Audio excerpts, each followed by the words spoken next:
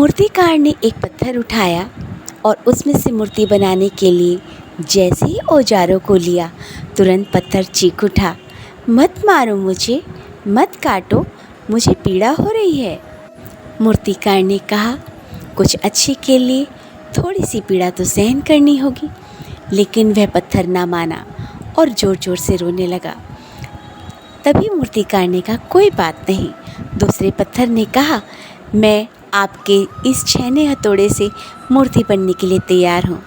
और बड़ी ही तत्परता से मूर्तिकार ने बड़े सुंदर उसमें से एक मूर्ति तैयार की। वह मूर्ति मंदिर के अंदर लगी। पुजारी से रोज़ पूजा होती, बड़े नित्य पकवानों के भोग लगते और बड़े आनंद के साथ लोग भाव विभोर होकर उस मूर्ति को देखते। दूसरी ओर वह पत्थर ऐसे के ऐसे ही पड़ा रहा। लोगों ने कहा, अरे ये नारियल फोड़ना है, अंदर तो फोड़ नहीं सकते, चलिए वो पत्थर हम यहाँ मंदिर के बाहर गाड़ देते हैं।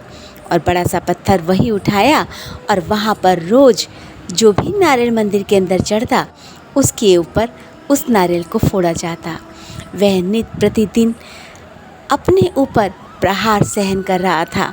अब उसे बड़ा रोना आ रहा था। काश थोड़ी देर की पीड़ा मैंने मूर्तिकार से सहन कर ली होती, उनके कहे को, उनके किए को बुरा ना माना होता, तो आज मेरा भी मान सम्मान हो रहा था।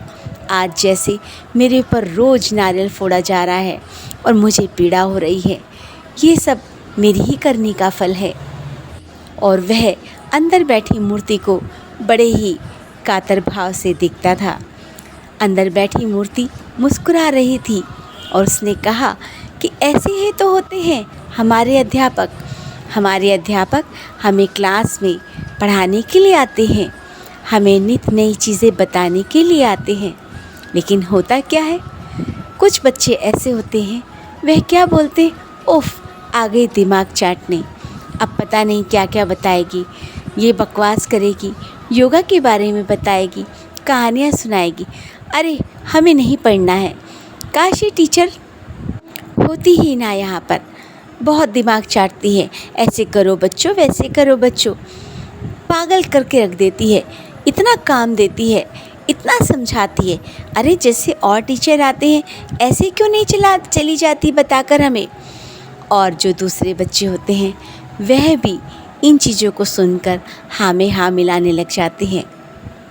तो बच्चों, अब आप मुझे बताओ, आपकी क्लास में आपके सब्जेक्ट को बहुत अच्छे तरीके से समझाकर पढ़ाने वाला अध्यापक चाहिए, आपको आपकी गलतियों पर आपकी गलतियां बताने वाला आपका अध्यापक चाहिए, या सिर्फ आपकी तारीफ़ करते हुए आपने किसी कार्य को किया या नहीं किया, आपके अच्छे नंबर आए कि नहीं आए, आपने पेपर की तैयारी अच्छे से की कि नहीं की, वह सब कुछ समझाने में अपना वक्त जाया करने वाला टीचर चाहिए।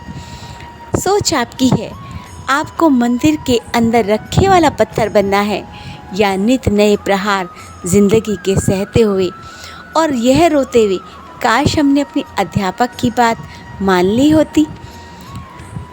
आपको आपका टीचर बिना बात के क्यों आपको डांटेगा या क्यों आपको दंड देगा, वह तो आपके भले के लिए ही कर रहा है।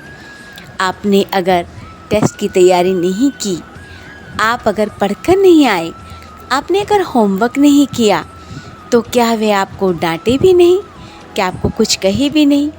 यहाँ पर मैं काफ़ी कसूर पेरेंट्स का भी मानती हूँ। अपने बच्चों को छुई मुई बना के रखा है।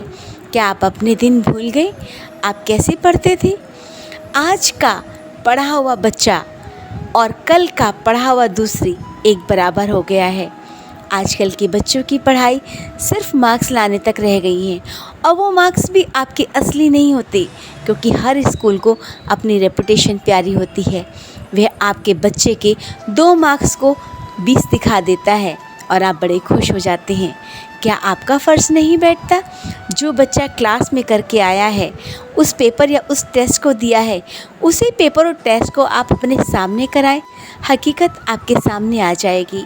लेकिन माता पिता भी ट्यूशन में भेजकर और स्कूल में भेजकर अपना कर्तव्य सोचते हैं पूरा हो गया है, अपने बच्चे को वॉच कीजिए, क्या वो असल की पढ़ाई कर भी रहे हैं या सिर्फ कागजी पढ़ाई हो रही है। फैसला आपका है, आपके बच्चे हैं। एक अध्यापक की ओर से आप सबके लिए विनती है, अपने बच्चों को असली पढ़ाई कराइए। जो पैसे, जो मेहनत की पैसे आप कहीं पर दे रहे हैं, क्या वह सही इस्तेमाल में आ रहे हैं? क्या आपका बच्चा जितना आप दे रहे हैं वो पढ़ पा रहा है? क्या आपका बच्चा जिस क्लास में है उसे उस क्लास की अच्छे से नॉलेज है, अपने सब्जेक्ट का अच्छे से ज्ञान है? ये ज़रूर वॉच कीजिए। एक अध्यापक की ये विनती दिल से है, दिल से चाहते हैं आपके बच्चे आगे नाम कमाए, लेकिन ईमानदारी से। वह आपके फ्रॉड वाले नंबर ना हो, उन्हें अपने सब्जेक्ट की पूरी नॉलेज हो। तो बच्चों, आपके ऊपर भी डिपेंड करता है कि आप अगर कोई बात ऐसी हो जाए जो आपको दुख पहुंचा रही है, अरे मैडम ने डांट दिया, और फिर घर वालों को बुला कर लेकर आए, अरे मैडम ने थप्पड़ मारा था, अरे मैडम ने ये किया था, तब आप ये ना कह के सके कि मुझे विद्या नहीं आई। गुरु का सम्मान गिफ्ट देने से नहीं, या कार्ड्स देने से नहीं, या मैसेज करने से नहीं होता। आप उनके बताए हुए रास्ते पर चलें, उनके पढ़ाए हुए सब्जेक्ट को अच्छे से याद करें और अच्छे मार्क्स गहराई से लेकर आएँ। तो समझ लीजिए, शिक्षक दिवस आपने मना लिया। आपके उपहारों की एक शिक्षक को आवश्यकता नहीं है। आप तो दिल से अगर उन्हें धन्यवाद कहना चाहते हैं तो उनके सब्जेक्ट को, उनकी बातों को ध्यान से सुनिए और अपनी ज़िंदगी में अमल लाए। धन्यवाद।